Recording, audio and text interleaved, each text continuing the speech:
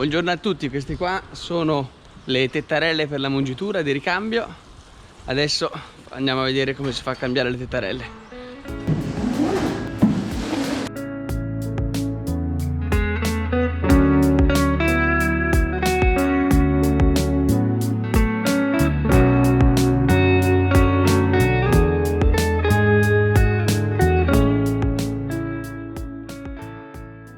Ma prima di iniziare a cambiare le tettarelle dobbiamo andare ad accostare il cibo in corsia dell'alimentazione.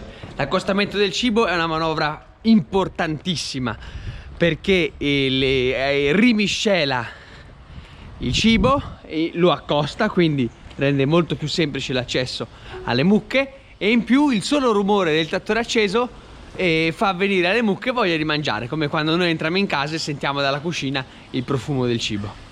Il cibo deve essere accostato almeno una volta all'ora, ora e mezzo che sia, quindi noi scarichiamo la razione la mattina alle 7, poi si riaccosta verso le 8, si riaccosta verso le 9 e le 10, si riaccosta verso le 11, si accosta prima di andare a mangiare, alle 2 si riscarica la razione nuova che viene riaccostata alle 3 e mezzo, poi magari verso le 5, poi alle 6 e mezzo, poi prima di andare a cena il muccaio quando arriva la mattina alle 2 e mezzo la riaccosta di nuovo prima di iniziare a mungere. Pensate quanto è importante.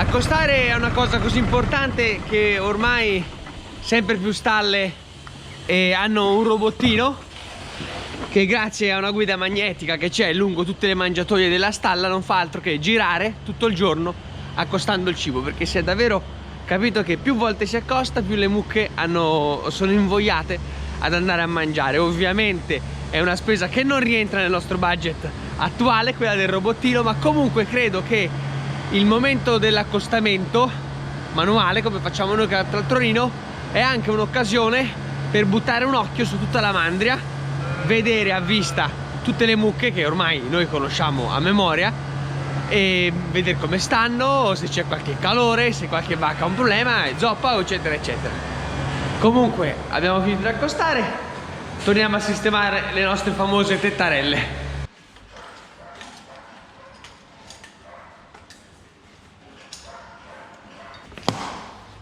Il cambio della tettarella è un passaggio molto delicato. La tettarella è la parte di gomma che sta all'interno di questa scatola d'acciaio che grazie al vuoto della mungitura contrae e libera, pulsa e quindi munge il capezzolo.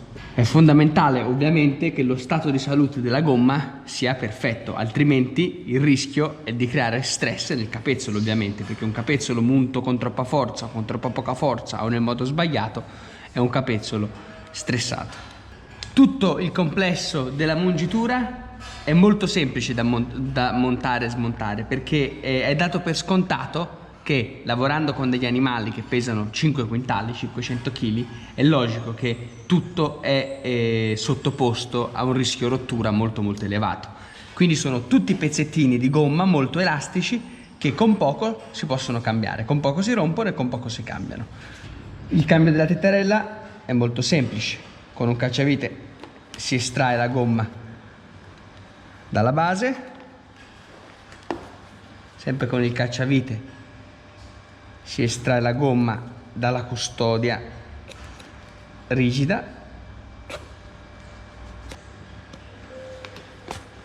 e la tettarella è tirata fuori.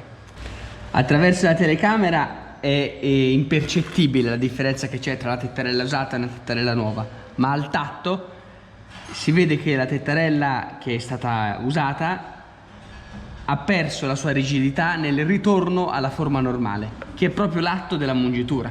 È proprio questa cosa qui, la pulsazione, che munge il capezzolo.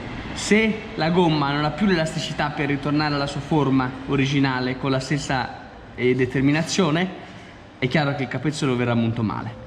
Quindi la prima cosa che si vede è quella. Inoltre, se si mettono controluce e si schiaccia, si vede che la tettarella vecchia fa tutte delle crepe che ovviamente sono sintomo di usura.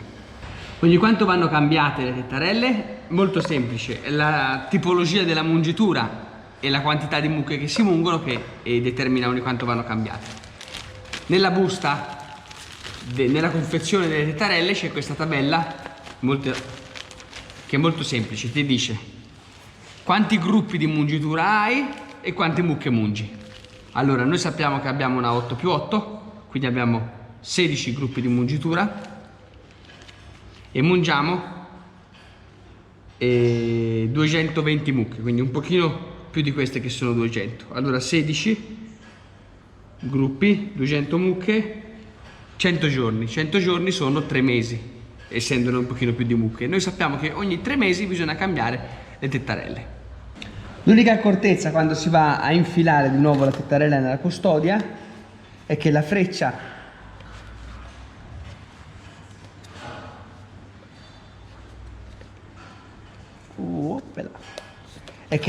della tettarella combaci con questa freccia della custodia, devono essere allineate. Poi si tira fino a fargli fare lo scatto, si controlla che è tutto allineato e si può reinserirla al suo posto col cacciavite ovviamente. E niente, bisogna ripetere questo procedimento per 4 volte per fare un gruppo. Noi abbiamo 16 gruppi, quindi altre 16 volte. Per 4, 16 per 4, 6, 12, 18, 24, 64.